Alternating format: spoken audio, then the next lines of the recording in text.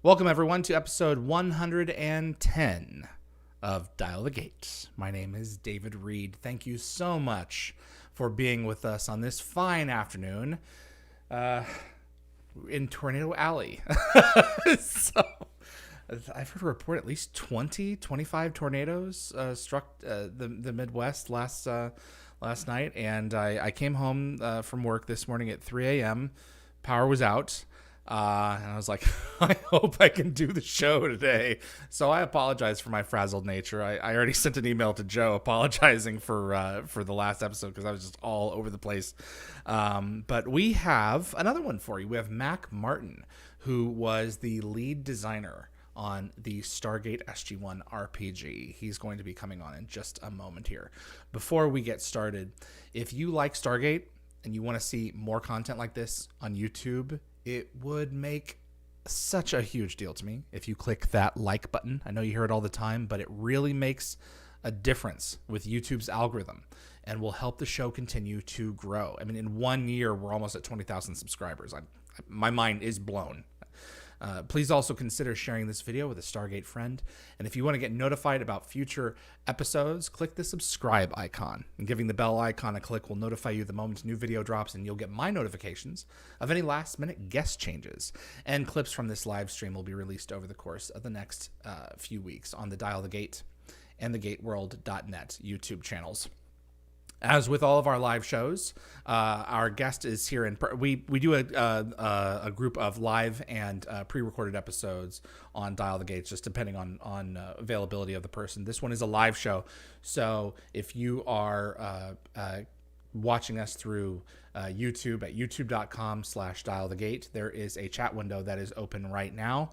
Our moderators are standing by so that you can submit questions to our guest or to myself about what we're discussing. So in this episode, it is the Stargate SG-1 RPG. So let's not keep him waiting any longer. Mr. Mack Martin of the Stargate SG-1 RPG, the lead designer. Welcome, sir. Thank you. Thank you for having me. Thank you for being on. How's it going? Good. I'm having technical difficulties, so we've got welcome to my world. Right? Several of my neighbors don't have houses today, so I mean, I keep thanking my lucky stars that I'm just having computer problems. Oh, where are you at? I'm in North Nashville. Okay, and the hurricane hit. Tornadoes. Tornadoes. Yeah, it was absolutely madness. That's nuts. But we're all here. I used to live at the other end of Tornado Alley in Texas. Okay. Yeah. I remember going down into the shelter a few times, you know. Yeah, it gets weird. I just keep on reminding myself, greater odds of getting struck by lightning, greater odds of getting struck by lightning. You know, this is one of those irrational fears, like flying, you know, no, you just can't help. The sky takes you away. What's not to be afraid of? I know. I don't want to go to Oz. Absolutely. Right? Mother Nature just decided not that one. Right. Ling. You know. What's not to be afraid of? I know. I keep hearing Jeff Goldblum saying, nature selected David for extinction. Please not today. Not today. Yeah. No, yeah. Tornadoes are inherently scary. Absolutely. Mac, how long have you been a Stargate fan? Off and on, I would say since the original theatrical release. Okay. I watched it all when it originally came out on TV. Anything with Star in the name was basically TV at my household. You know, like from Next Generation to every movie, from a Star Trek movie to Stargate, we went and saw the movie. Goodness, my grandma used to drop my cousin and I off at a place called the Birdcage Theater in the summers. Okay. And over the summer, you know, they had dollar movies, a bowling alley, an arcade, and a comic book store. Like, we were in heaven. Yeah, it's just a place to put your kids away. They can go crazy over there. $20 and go spend a day. You're set. Yeah, get a comic book, go bowling, see a movie. It was real cheap. And the only sci-fi movie really playing at the dollar theater that summer was Stargate. But I don't know if Austin and I would have gone to see anything else. We genuinely went and saw that every weekend for 3 months. Wow. So it was like practically in your DNA at the end of those 3 months. It was, do we go to the comic book store now? Well, let's check what time the next showing of Stargate is. Like we would plan our day around at least one sitting of the Stargate movie. Yeah, Kurt Russell was like a god to me all the way through my teenage years. What with Soldier, another Escape from New York. Escape from New York. You know, it's Yeah. funny. I hadn't seen those when I Oh, discovered okay. him with Stargate, and then Soldier, and then Tombstone. No, maybe Yes. Tombstone then Soldier. Yeah. Yeah, no, I was in. So Stargate and then comics, I would imagine that when the Stargate's comics hit the comic book store, you picked them up. Um, Not so much? I wasn't. It was that. Well, there was like a few years before the comic books really started getting carried in the stores in I my see. area. So I missed out on some of those at the beginning, but then I went and I caught up on them digitally. Got it. Okay. Yeah. So, but again, this isn't something I've studied, right? Like certain IPs I've worked in, I had studied when I started, so I had to go back and rewatch it again when I was sat down to write the book. Obviously, that's just part of the research. So tell us about this journey through the Stargate role-playing game. Were you already a part of Wyvern at this point? Was this something that they brought you in for specifically for this title? Tell us about the impetus of this. You know, it's kind of it's a bit of a personal story for other people, not really for me. Right. But I'll tell it from my perspective. I feel that's fair. The original designer who had secured the license and had his original vision, Sam Lawyer. Sam? Sam's his wife. General. So Philip. Philip. Thank Yeah. you. Phil Lawyer. Shouldn't have gotten that name wrong. You're good. I know him as General Lawyer. I think my problem. Exactly. I don't know the general's first name. He's a general. I came into the project because he had passed away unexpectedly, see. and they happen to know a friend of mine, David Hanold, who works at, I was going to say he worked at Ninja Division, and he recommended me to someone to kind of bring the project home. Okay. Wow. So because of Lawyer's passing, they brought you in to carry that torch forward. Yeah. Was that the first time you had stepped in for someone who had passed on? Yeah, honestly, it was. I mean, I've stepped in for people who have gotten moved to other projects. Like I've taken over other people's projects before, but you've always been able to go and ask them questions. Yeah. Like, now, thankfully, he wasn't very far along. He had a good base built. He had a good vision document, but that's where he was in the project pipeline. Like that's early on in the process. So it was pretty easy to kind of speaking with the team and looking at what he had produced to figure out kind of his general vision. But I also wanted to do the start. Yeah. Yes, I was on purpose. Very clever am I. But there was a lot we needed to do to really give it a personal vision because he hadn't added that yet. Right. And a game like this, for an IP like this, for a fan base that deserves a good game, there was a lot that I still got to do. So I still feel a lot of ownership over the project, but there is always this, I was taking someone else's general vision forward. When were you brought in? What point is this? What year was this? Oh. How long has this been in development? 2019. Okay. Maybe late 2018. Okay. Wow. So this is you are how much of the book did you write? Every chapter except for the settings chapter. Wow. And then I did a lot in the settings chapter. A lot of the notes are me, but other people had notes, but I went through. One of the things you have to do when you're working on these things is you have to get everything approved by the IP. And so one of the things that was my IP job, holder, MGM. Yeah, MGM. And so one of the things, for instance, in the background chapter, a little inside baseball thing is there's little notes in there. The writers had all written them, and they were all clever when you had them on the same page as what was being written, but then layout kind of moves things. Shift stuff's around the page. Yeah, shift stuff's around a lot. So there's a lot of massaging that happens there. But also one of the things that falls on me to do, because that is my job, is for the whole book, I have to make sure it fits the tone of Stargate.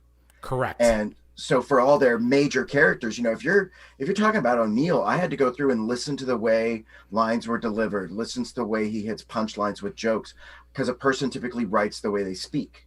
And I Correct. wanted O'Neill's, when he writes something in a margin, it has to sound right so that when MGM sees it, they go, okay, that feels right. Yeah, Like, it sure, feels you're like not, Jack's voice. yeah, you're presenting him in a, in a heroic way. He's not saying something crazy.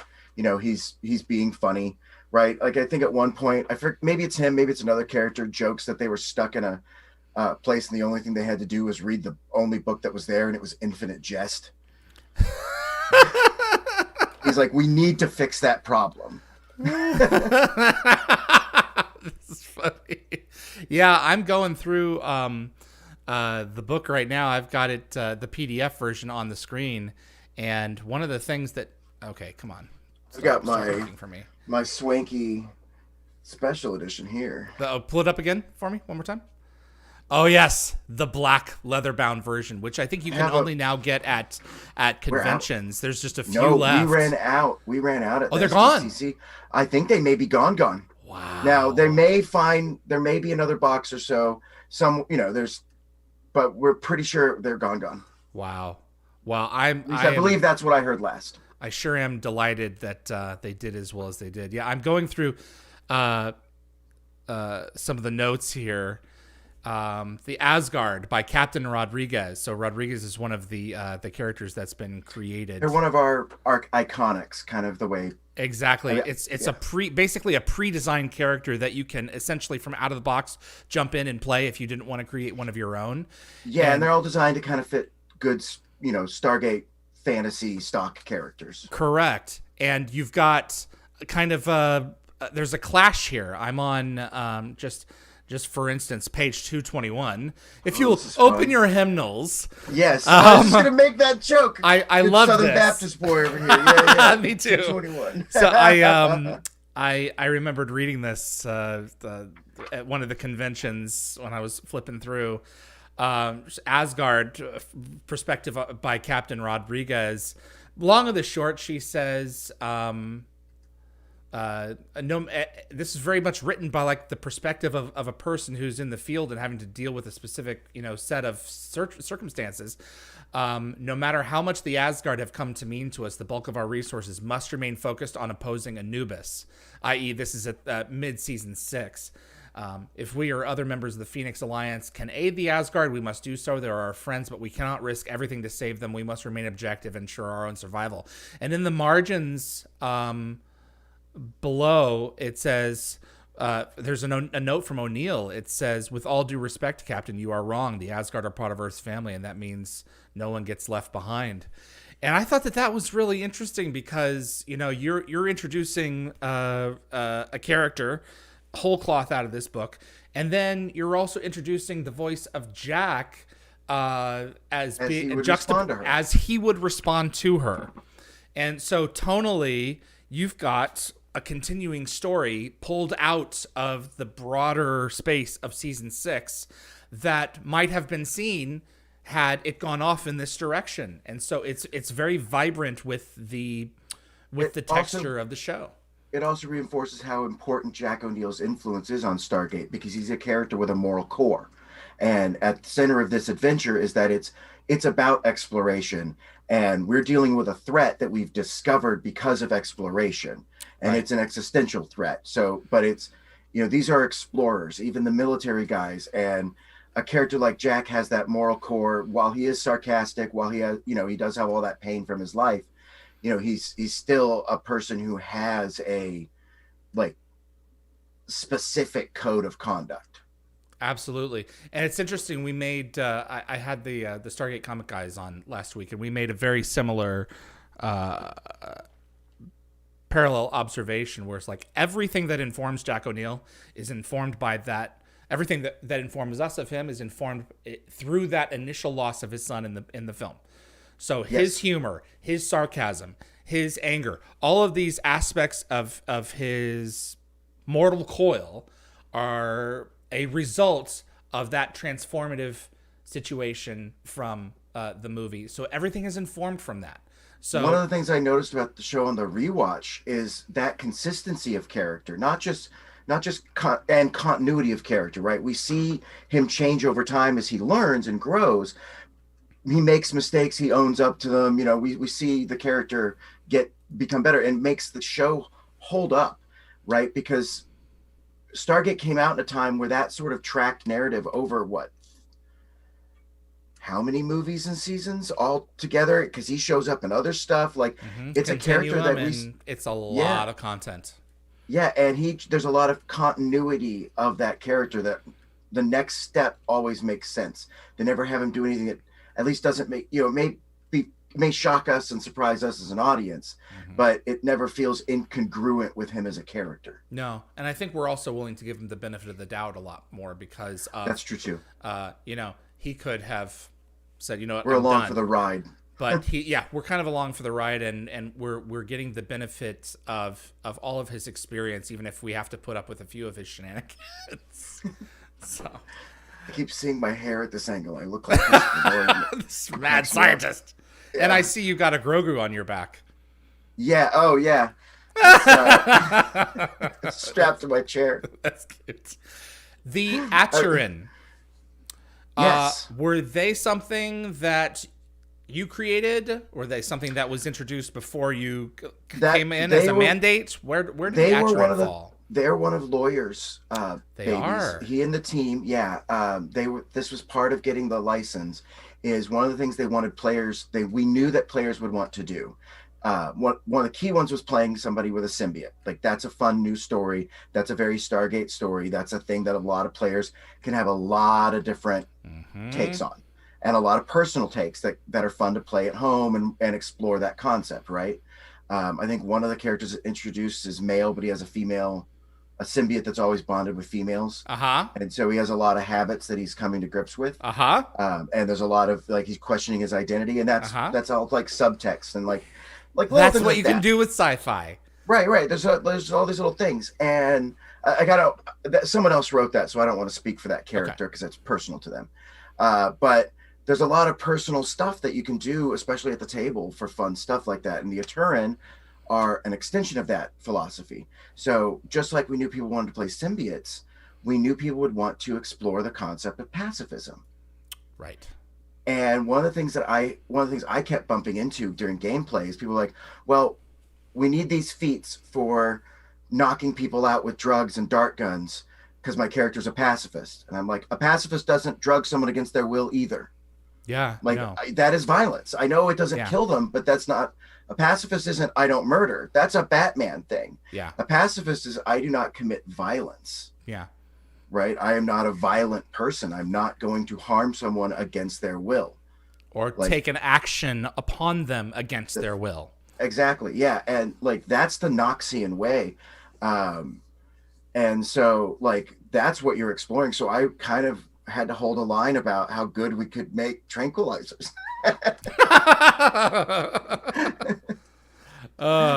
Yeah, I keep on going back to what was it? Pretense. Or the only thing that Laia is willing to do is hide a weapon, but she's not going to fire it. But she will hide it because it may ultimately prevent greater damage from being done. And in a good game of Stargate, your GM should be challenging you in these fun little ways that you as a player can determine where your character's line is, right? We learn about this character when we find out, well, when are they willing to drug someone? Is it when they're violent and a threat to others? Like, are they willing to stop that? Or will they only try to protect them, like by shielding with light? Like, let them have that moment. Give them that choice. Our tension system plays in a lot to that because it allows the GM to kind of set a game around a character, because a TV show always opens on a character in a place of comfort, and we go through the story circle and how to build your game session like it's a TV show in the book, and a lot of that you can set up so that the GM is always kind of testing you, so that Aturen became really key to one of those fantasies that the role-playing role players can really play with to get that Stargate story, right? And it's go ahead. Oh, no. it's an opportunity for you to introduce a little bit more of a fantasy element, you know. Mm-hmm. Pointed ears and role-playing fantasy games kind of go hand in hand, and if you're going to do a sci-fi one, it gives the fantasy people an in. It's like, okay, I can kind of get this, and oh, there's a Stargate species that very much reflects this kind of direction, you know, because if there's going to be any species in Stargate canon that's going to do that, it is the Nox. But how do you get the Nox to cooperate? And I remember going a few rounds, not like combative or anything, with who was it? It was Brad. Ellis okay. and Kieran at the time over at MGM, we were like trying to figure out how do we make this work conceivably, so that when they approach MGM legal department, they'll be like, yeah, okay, we are not the legal, but the story department, they'll be like, yes, this fits, this is reasonable. And I think the balance was great. Yeah, and the technique that we employed there is called sandboxing. Okay. That's where we create something that's used only in this sub IP. That way, if they ever just need to be like, okay, well, we're overwriting that, it only overwrites part of a role-playing game, not like a show, right? It doesn't. Got it. It's a way to segment out canon. Okay. So, in addition to the Aturen, what were some of the other elements that you were excited to develop for this? For me, it was tackling the process of making D&D, which is a 5th edition I really enjoy. I like the system a lot. There are quibbles I have with it, but I think that's true of any GM of every system there's ever been. Okay. Right? Like, who doesn't? But I really wanted to tackle the idea of using it as a framework for a game that almost plays a little bit more like an indie game. I know it's got Stargate on it, but I've learned a lot from games like Masks, where a big part of the gameplay about that is about adhering to the fantasy of being a teenage superhero. So, and it's got mechanics that adhere to that fantasy. People are always trying to manipulate you and convince you to be a certain way. And, you know, maybe they're trying to inspire you, but it's tugging your stats. And your stats change during the game because you as a person changed during the game. And maybe now you've changed enough during this moment to overcome an obstacle, or maybe you haven't. Like, it's just a really interesting mechanic that lends itself to that fantasy. And when I was looking at mechanics for Stargate, it was always about what is the fantasy of Stargate and how does a mechanic make that happen in a role-playing game. So for instance, our game, unlike D&D, we only expect you to maybe get into one fight a game session. And if you don't get into a fight in a game session, that is a success. Like, often combat is the last resort for characters on their missions. Yeah, or the result of other things failing. Of other things failing. Yeah. Although, you know, sometimes it's fun to have, you know, the T-Rex pops out of the woods and you're like, oh crap, we're on a T-Rex world. Everyone grab the P90s. Can we take down the T-Rex? You know? Oh gosh. Sometimes you gotta let the soldiers shine, you know? No, absolutely. T-Rexes are good for that. But that's the point. Everyone has their beat. You know, everyone has their moment in the spotlight, especially when you have a good GM. You're going to Gate Master, you're going to have hopefully someone leading you who will recognize that everyone at the table really has to have at least one good opportunity to exercise their creative perspective and position and do something fun for that episode. If you've got a really good Joss Whedon on your hands, even if you've got a group of Avengers, they'll all have their moment. Yeah, that's the exact idea. And you keep it flowing by tying, you go through and you tie each character into the main thread line, right? So it's, okay, well, how are you helping this person? Like, your character's there. What are they up to? You know, you just move scene to scene. You move through your story wheel and you tie everyone into it. And sometimes that's got some action in it. And, you know, if you start off, I teach the GM, or I tell the GM to do a lot of telegraphing. So you tell them what the tension level of the story is by telling them what the tension die is, which affects a lot of mechanics, so that things are more comical on a D4 on the comical episodes, and sometimes they're more life-threatening, galaxy-threatening at the D12 end. So, like, if you've decided you're going to give your Aturen soldier, or your not Aturen soldier, your Jaffa soldier, a Seven Samurai storyline, but you're going to throw it on the comical. That's, you know, that can be a lot of fun. That can right there. It's every scene. It's how does he completely trivialize defending this town against bandits, right? Like it's a comical episode. It's focused on him. He's like in a Robin Hood area, and he's like, I got this. You know, you just watch him from scene to scene, and the story goes. You know, you can do episodes like that and have a lot of fun with your players, and then at the same time, next episode shift right into D12s, and you know, the galaxy's gonna burn if you don't stop it. One of the Moxy. This something that was created for the game? Yeah, we use the term is used. It pops up in a lot of Wyvern games. We like this term because it kind of encapsulates a factor of characters that often is attributed to other attributes in weird ways. Can you? And we like the. Yeah, can you explain how this kind of fits in for and repairs, not repairs, but is a substitution for some of the elements that would normally be in a game like this that works more for Stargate? Yeah, so we have a lot of what are called encounters. It's part of the encounter system. An encounter is a scene in which any scene in which the player's success is not assured. Okay. And that can be trying to convince guards to let you in to see some king on a backwater feudal planet. That can be trying to convince a jury that you're innocent during a military trial. Like there's so many stories you can tell in Stargate that have these moments where you have to convince someone. And so we break down the idea into more than just the role-playing aspects that we're used to, because a lot of times players don't think about it and they're just intuitive, and that's okay. But hopefully your intuitive decision, you can look at our three options and see which one it is, right? So you have to pick an approach during a convince. And so now it becomes an encounter. It becomes a moment where we're regimented. Role-playing is happening. People are making character decisions. They're talking in character, but we're going through a process. And so for that, Moxy is, I know it's a long answer to get back to Moxy, but Moxy is the initiative. It's how quick your character is to respond in those situations. It's how confident they are. It's how adept they are at getting the lay of the land in a social situation, right?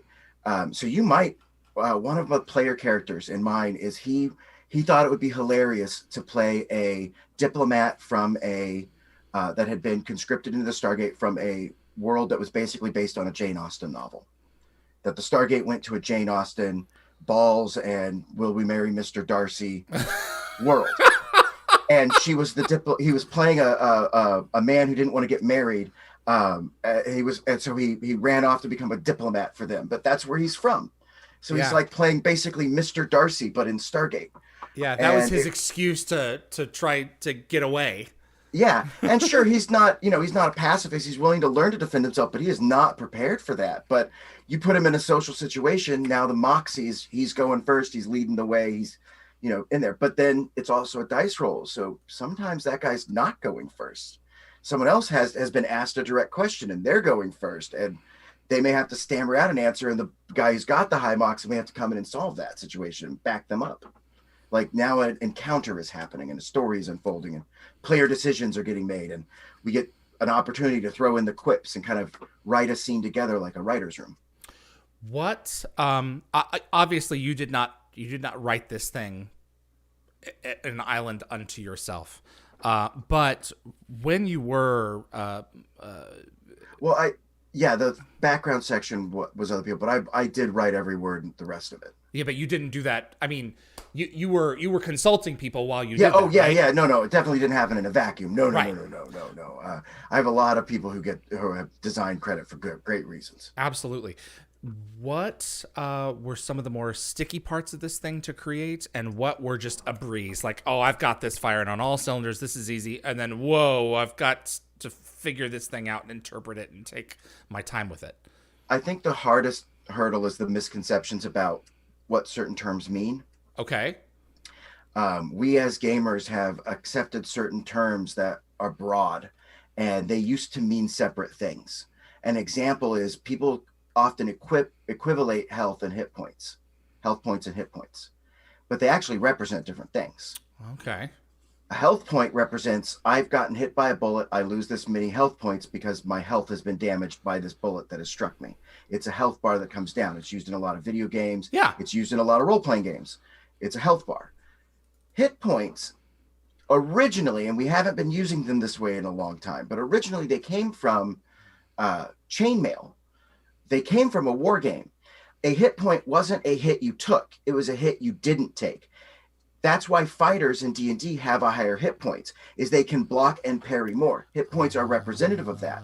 It's a hit they negated. Okay. And the damage would have been this much, so it takes that much from their hit. But a fighter, they might get hit on the armor, they might get a little cut or a nick, but it's nothing that's going to impede them until they've been hurt down to 0. And I'm using that classic definition of hit points because they represent great movie hit points that make guns function thematically. A gun in real life, you get hit by it, you're probably going down. So we have thresholds. Until you're at half hit points, you are scuffed. You haven't even been hurt. We call that scuffed. We have mechanics that work off of it. And then under that is wounded. And that's, you might be bleeding a little bit. You might have a sprain, but you are not down until you hit 0. And then we find out how bad it is with the rolls to see. And also the fact of the matter is you're telling a story here. This is not designed to be real life. This is designed to emulate Stargate. A TV show. Yes. That's exactly right. Wow, that's just crazy. And that was a hard one to get past because a lot of people's balance feedback, which was really good feedback, but a lot of it came from the idea that they didn't like that characters felt like bullet sponges. I'm like, well, yeah. How many times is Jack O'Neill shot at but not hit? Yeah. Like that was him losing 10 hit points. Whoa, what was that? That got his attention. Yeah, that makes a lot of sense. Now, how hard is it balancing the expectations of a TV episode with a 3-hour gaming session where, okay, you've got to fit all of that in somehow. And that's how the writer's room technique comes into play. Right? A 2-hour TV or an hour-long TV show is not written in an hour. Why would I expect my players to be able to figure out what their character would do as rapidly as it has to happen on a show when Hollywood writers don't do that? Right? You're trying to get that same consistency of character that we see in the fantastic writing of Stargate, right? When we watch the doc, either of them, the docs progress through their storylines in Stargate, we're invested because they have that consistency of character. We want that consistency in the characters we're playing. And sometimes if the GM is giving you something difficult to tackle, sometimes that's a moment where you're like, oh, I don't know what my character's going to do. Right. And the other players talking to you about your character because they've gotten to know it too, because they're the audience as well as participant, as play actors. So it's tricky to do when you're not giving moments to stop and think, well, what's your approach? What's Samantha Carter's approach to legally defending her friend in court? Mm-hmm. Right? Here are the 3 options. What do you think your character's doing that? What do you think one of those, are you going to tackle this very, using intelligence and be very logical and state the facts because you believe the facts are on your side? Or are you going to, you don't think that the system is just and you're being much more persuasive and confrontational? Like you get all these options that aren't, that are ways to nuance your actual lines that you give. You get to write, you get a moment to decide what line you're going to write. Can you give us, if I can take a left turn, can Sure. you give us a little bit for those who are thinking of playing, or those who are really big into the canon and the minutia of the Stargate franchise? Can you give us a little insight into the new system lord that you introduce in this game? I can give a little bit. We're talking about Web of Wet.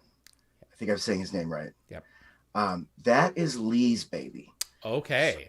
Lee is in charge of our what are called our seasons. We do seasons and episodes.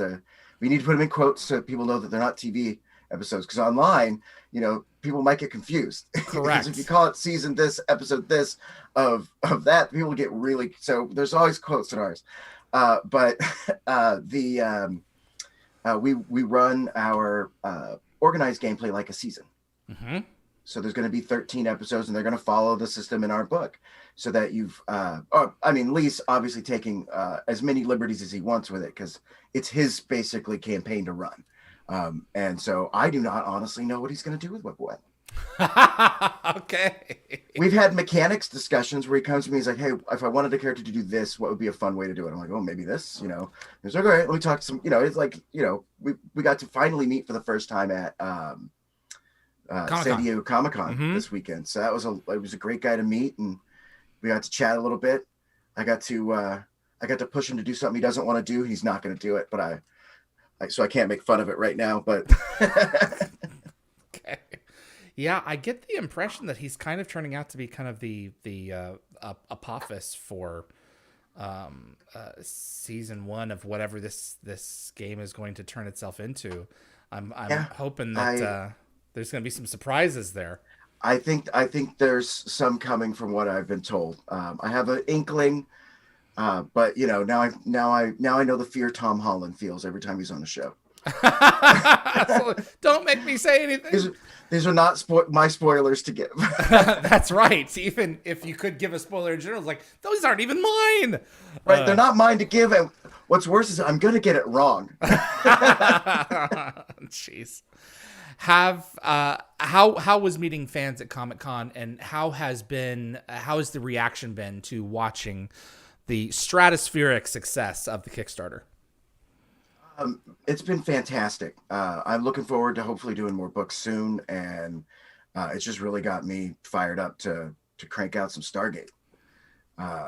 So yeah, I'm really looking forward to hopefully doing some new stuff soon. There's Brad's working on stuff. I don't know what the minutia of it is in now, but I know I would really like to tackle Atlantis and the rest of the seasons.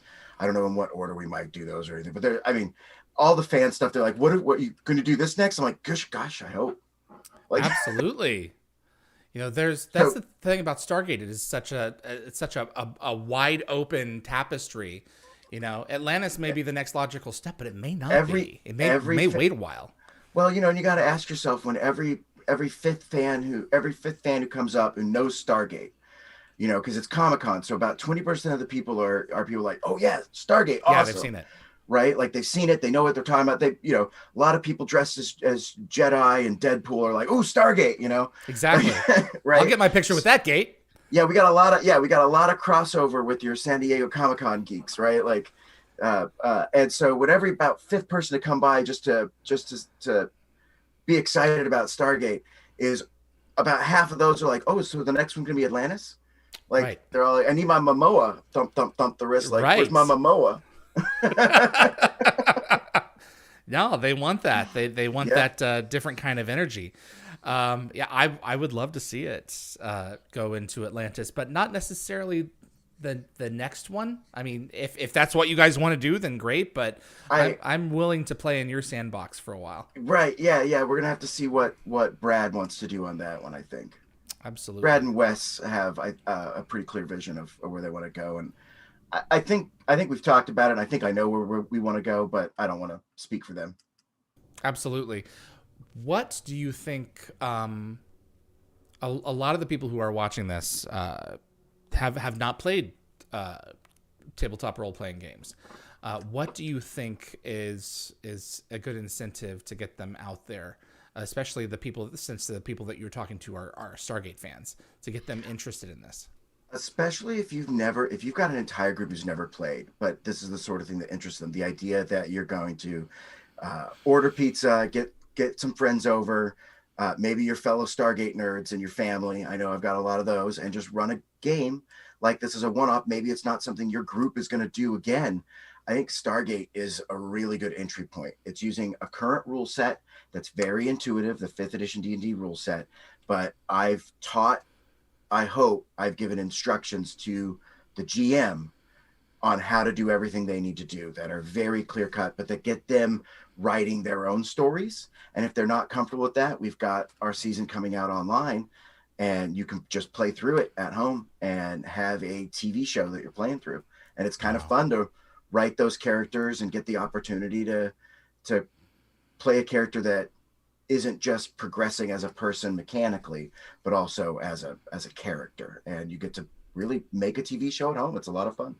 I think one of the interesting things that I've taken away from what you guys are doing is that there is an intent to get feedback from the fan base in terms of what is happening in individual play sessions and collating that data together to help evolve the story for the living experience. Like, it's actually going to influence and help shape the content that's coming out. Player success that's reported into us matters and will influence. Lee is writing it. He's writing new episodes as he sees what's happening in old episodes, like how the success rates are going and the stories he hears from cons and that sort of thing. That's just crazy. It's there's a couple little Easter eggs where if you look at it, you're like, he's hinting that it was this table at this game that had a really that we were at this one convention where it was really funny, and they had that funny line about a pineapple or something, and it's obvious that he's describing the pineapple group. Little I can't remember the exact one. It wasn't that, but he's got a couple little ones in there where if you're looking for him, you might see your group and be like, hey, I'm pretty sure that's us. Absolutely.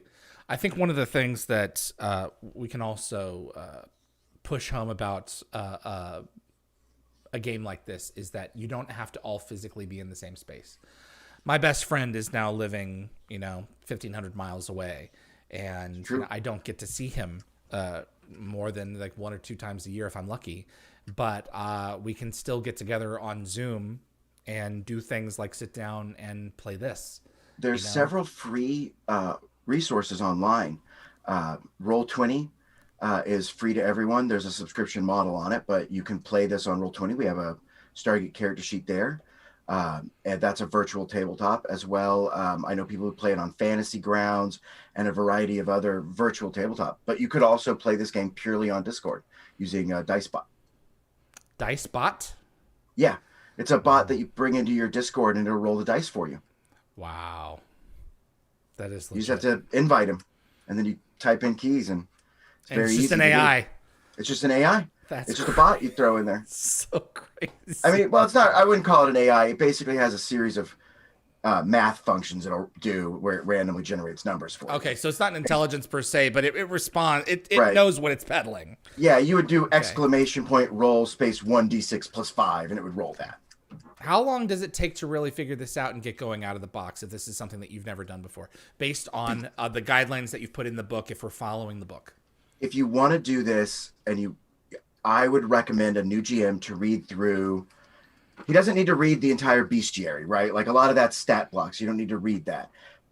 He can also skim a lot of the mechanics. Okay. You should definitely read character creation and the background section, which is a fun read, and then the gate mastering section. And I think once he's read maybe that 40 pages.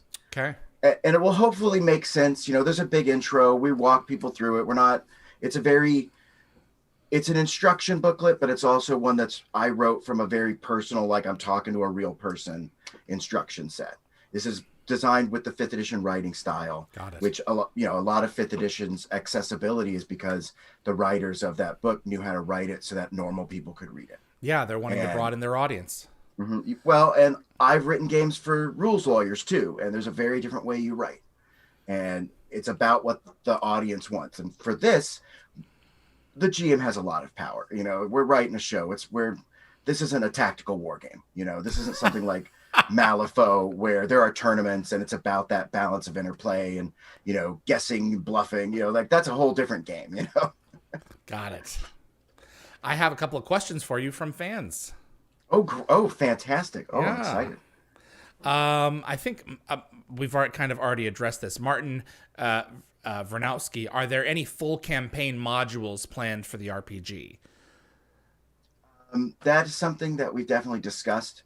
That would be more like a box set. I'm a sucker for settings like Ravenloft, though. Okay. Like I would, if I'm going to do something like that, and again, this is big spitballing just to give him a better answer than we've talked about it. one of the things I think would be cool to do, and that's the that's the level of development it has, is a box set like Ravenloft, where you go through the gate and we introduce you to a world, and it's about exploring that world and going back to your gate and coming back to that world, and maybe doing something weird like that world's on a, is rapidly going forward in time. So every time you leave to go home to resupply and stuff, they advance 10 years or It's like 100 Narnia. years. Yeah, they've got a Narnia problem, right?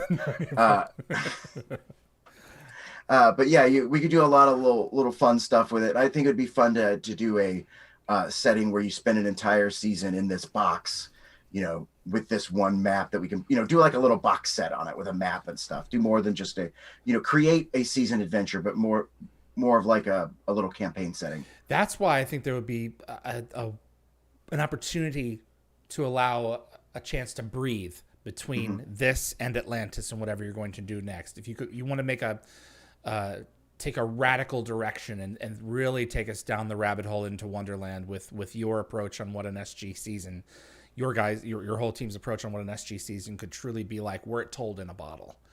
Yeah.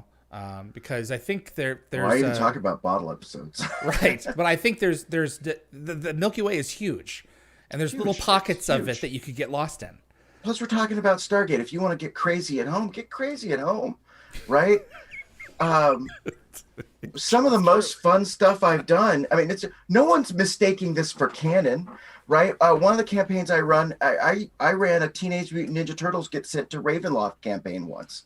Like, they were just playing the four brothers. Like, we had a crazy fun time. Like, you don't have to get serious with this at home if you want to get a little loose with it. It's But the fact of the matter is, if you want to follow the book and the living campaign with the episodes that as they are in place, they're being strict enough that were Brad's Stargate to come back, they could run side by side and no one would be the wiser for any conflicting information. It would all just make sense. It shouldn't have any problem. Yeah, because I don't think there's going to be any overlap problem there. No, especially because we're talking about right now season 6, and you could jump the series ahead a couple of years, bring us up to... I want to make sure a book has enough stuff to be worth being a book. Yeah, it's its own thing. So it may, I suspect it's about seeing how much we don't have.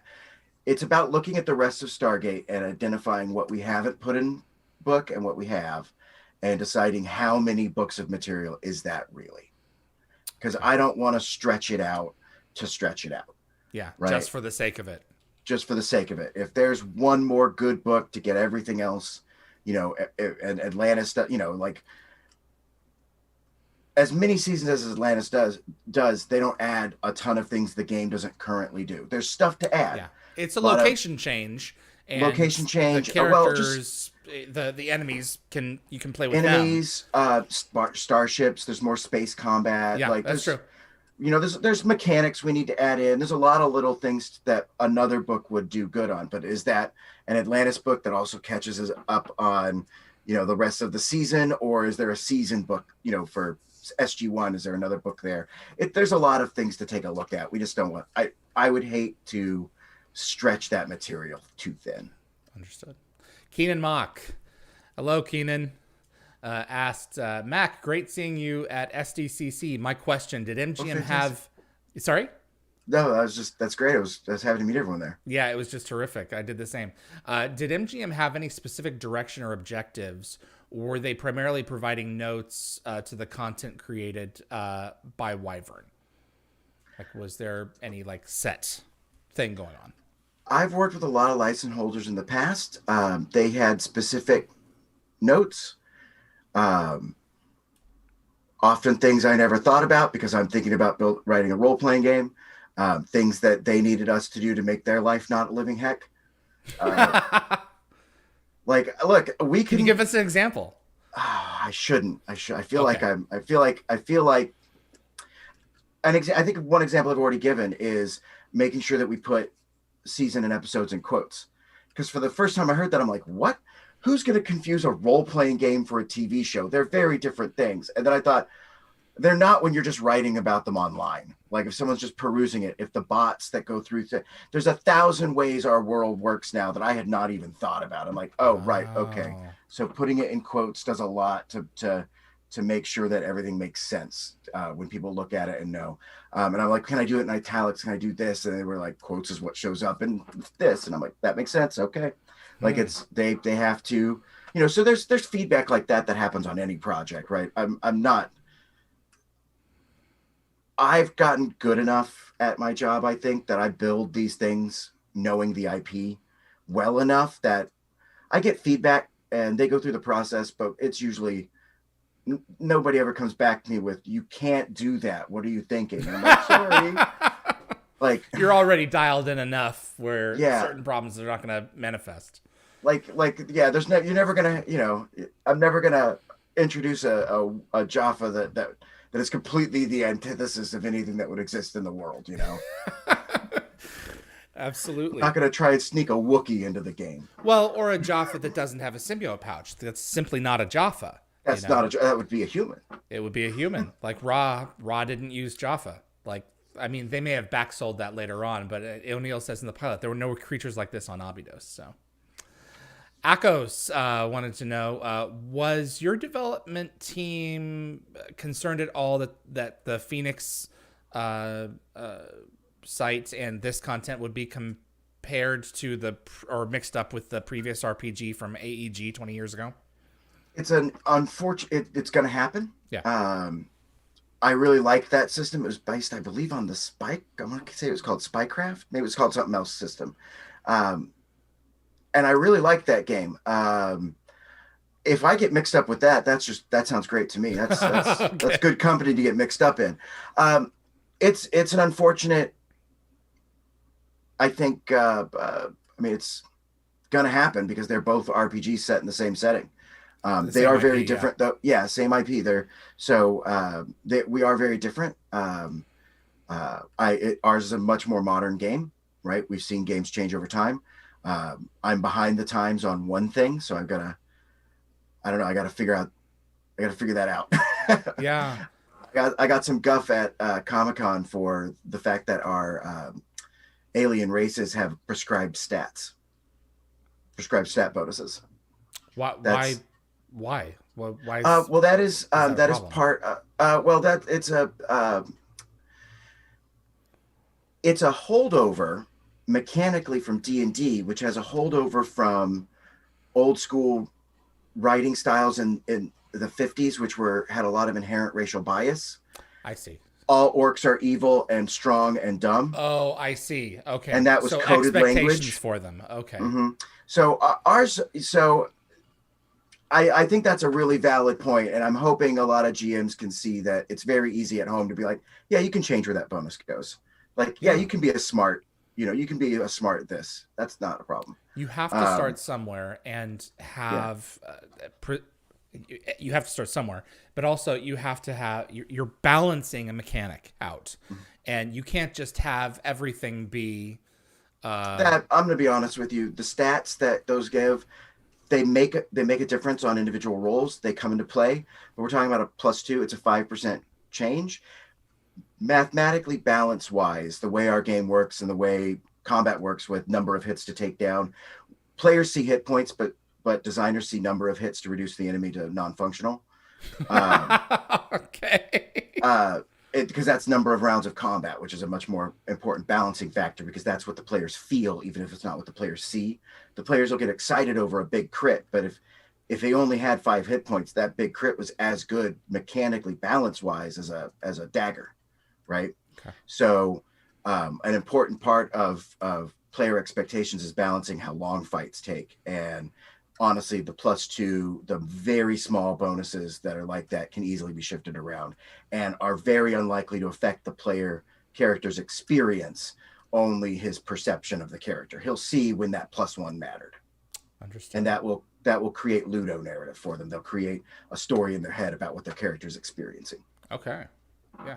Well, narratively, we're building on those things as we move forward. Exactly. Anyway, so honestly, the mechanic that players a lot of players will think has to be there for that stat to make sense, for that math to make sense. When you actually look at the gameplay experience, that +2 is fairly minor, and we can free that up to just be like, yeah, add a +2 wherever you want, because you're defining this character, not the default. The defaults are probably more there for the GM to figure out averages across a society. Got it. I try to express them culturally, not biologically. Okay. R Silk, May also be problematic. R Silk, do you think MGM might use any of the ideas or storylines from the Living series to influence the next Stargate? That would be a great honor. I'm not holding my breath. Okay. They've got writers who have their own ideas, and they're the guys who get to play with their ideas.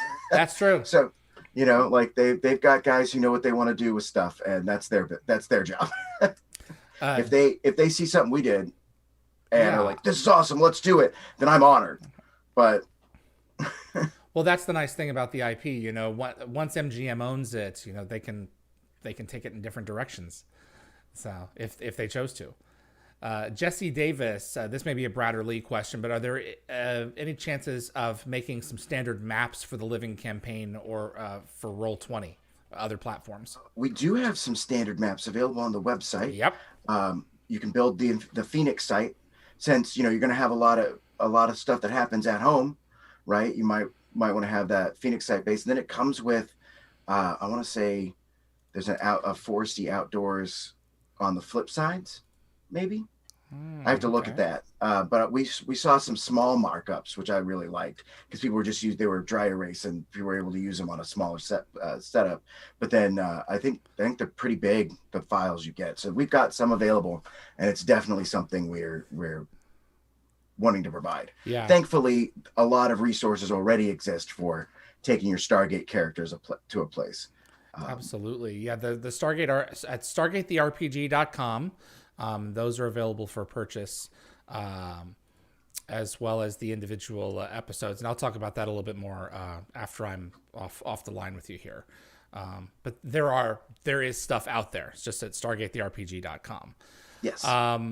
And I think right now those are available in print too. You can get them printed and sent to you. Legit. Erica Strom, when will the game and bits be available in the UK? They're not available there now? Everything's it's on a boat. We're okay. Literally, we're stuck in the same stuck everyone else is. And as soon as we have a definitive answer, we're definitely, I'm sure Brad, and it is a Brad or West question. Okay. But yeah, there are issues shipping wise that are currently with the UK and us out of our control. We're trying to urge that along as rapidly as we can. Hashtag COVID, people. As soon as we can do anything about it, as soon as paperwork comes through it, we can sign. I'm sure these guys are on it. It is their number one priority. They got that question a lot at con. Yeah. So I heard them discuss it a lot. It is definitely their priority. There's just a snowball effect from all the stuff that we've dealt with. So we have to deal with the cascade as it comes. We want it in your hands as bad as it's printed. It exists. We want to get it to your house as fast as we can. We are very motivated. I'm interested to see how you'll handle this one, because I have barely an inkling. Chris Pizzato, for Living series, I feel pacifist characters should not have to gain attack specialist feats granted at levels 5, 11, and 17. Could other feats be chosen, or could you create a pacifist feat tree? Does that mean anything to you? Yes. Okay. So what that I've only played a couple of these. I'm like, what? So the explanation for people who are like, what did that guy just say? As your character levels up, there are certain points where you start rolling more damage. Right. You've got more hit stronger. Points. You're stronger. The enemies are stronger. And at those points, you get to roll more damage. And in our game, you get those automatically as you level up. You get that with one weapon type. Now you can pick them up with your feats for other weapon types, but you get them automatically for one. That is simply a system that's in place in 5th edition, and it's part of the 5th edition's curve. I don't really consider those feats part of the character's power. However, that's a fascinating way to look at it, and I hadn't thought about that. And maybe there are some fun things we can do with alternate versions of that. My character's got this trait, so he replaces his automatic attack specialist feats. I think that could be a really fun thing to play with in the future. I Okay. think, honestly, the reason, yeah, that could totally happen. That's a great idea. Thanks for letting me steal that. There you go. Great. Now I got to give someone else a design credit. Chris Sposato. Yeah, no, let me write that down. I'll never remember where I got that. We're so far ahead of when I'll be able to do that. Mac, But he'll see it in print and hopefully be like, that was me. I'll have to sign his book. Absolutely. If he ever finds me and says that was me, I'll have to sign that book and give him proof. What are you looking forward to the most about the franchise and about the potential for this project to be renewed into Atlantis? What does the future look like, do you think? Can I be I'm so basic because I'm just a Stargate fan at heart. I'm just a kid. I'm so basic, right? Give me a vanilla latte, please. Oh no, wait, it's pumpkin spice right now. Where's my pumpkin spice? Anyway, edgy. I'm really looking forward to seeing where Stargate goes in the future from MGM and Amazon, and seeing what comes of that. Like so many fans at SDCC were like, so what have you heard about a new show? I'm like, guys, I'm a fan with you on this one too. What have you heard? Gosh, I hope. What have you heard? I haven't been reading the rumor mill. Tell me more. Head's down creating this book. Yeah, like that's what I'm looking forward to, is if really this pie in the sky dreams would be people start really liking the game, we start producing stuff, and then there's new content they're producing, and we get to do all kinds of fun play. And there's all kinds of pie in the sky stuff that I could dream about. But honestly, what I'm really looking forward to is getting a chance to do another book. I really like the setting. I really think what we did holds up on its own. It's designed to play on its own and give you all the tools you need to figure it out in the future. But I have a lot of fun stuff I could do design-wise that I really like to tackle with another book. Apparently now replacing Attack Specialist tree. Add it to the bottom of the list. Well, you've got a hell of a team. We really do. It was a privilege to get to proofread it and watch it evolve, and it's a privilege to have you on to finally discuss it. I'm really glad you've joined me. Thank you so much for having me. Absolutely, man. So let's get another book out and do another one. So hopefully MGM will give us a green light. So. That's all right, I'm going to show off the website a little bit here, but I'm going to go ahead and let you go. And thank you so much for coming on. Thank you for having me again. Thank you, Mac. Be well. Mack Martin, Stargate SG-1 RPG lead designer. We've got let me pull this up here. I've got the RPG, the role-playing game, pulled up. Website. I just apologize, it's cut off a little bit. But this is StargateTheRPG.com, THERPG. And over here is where you can get the book that I have been showing on the screen today. This is a physical... I'm a completist, so I like to get all the physical content that I can get my hands on. But this is the core rule book that I've been showing on the screen today. So if you click on the store over here, you can get that in the Stargate role-playing game. Also, there is a PDF version. This is the one that I've been literally showing on the screen. You can access it here as well, and this is available for $10. I like them both for different reasons. The physical copy, because you can literally... there's tabs on the side here so that you can... And they're all color-coded differently depending on the chapter that you're in. So apologize for the slowness of the computer. So you can see at a glance when you're going down the side of the book what section you're in. But also with the PDF here, the advantage of that is that you've got this content tab and everything is organized. And also indices. We all love indices, and they are hotkeyed. So you can click on something and it'll take you to the page. So that's really legit. You can also pick up from them... and I showed this a little bit earlier, some of these map tiles and miniature designs for 3D printing. This is one that Wes worked on himself, and it is one of the most detailed Stargate assets that you can print from a 3D printer. In my opinion, it is extremely amazing. And so these are all assets that are available on StargateTheRPG.com. This will also is a space where you can meet other players and get involved in some gaming groups on your own. All right. Again, I appreciate Mack for joining us. This was truly a lot of fun. Dial the Gate is brought to you every week for free, and we do appreciate you tuning in. But if you want to support the show further, buy yourself some of our themed swag. We're now offering t-shirts, tank tops, sweatshirts, and hoodies for all ages, as well as cups and other accessories in a variety of sizes and colors at dialthegate.com. From the merchandise tab, you can click on a specific design to see what items are being offered. Checkout is fast and easy, credit card or PayPal. Just visit dialthegate.com or straight to dialthegate.com/merch. And thanks so much for your support. We are going to have one more week of shows next week. I'm thinking I'm going to do a last-minute trivia episode, bring the trivia gang back, of any of them who wants to join us on the 18th. So still that is building the outline for the shows that we're going to have next weekend. And also the designer of some of the props that we have on this set is going to be joining me to discuss some of them in greater detail. And we're going to have an unboxing video as well that I've saved from earlier this year when I acquired some of these pieces. So looking really forward to that.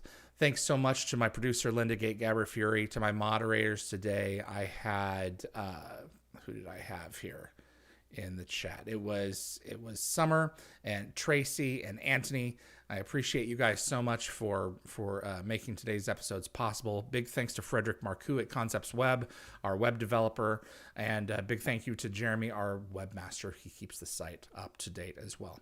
My name is David Reed for Dial the Gate. I appreciate you tuning in. One more episode, and then we are off for a couple of weeks for the holiday season. I appreciate you so much for continuing to make this show possible and continuing to tune in. I'll see you on the other side.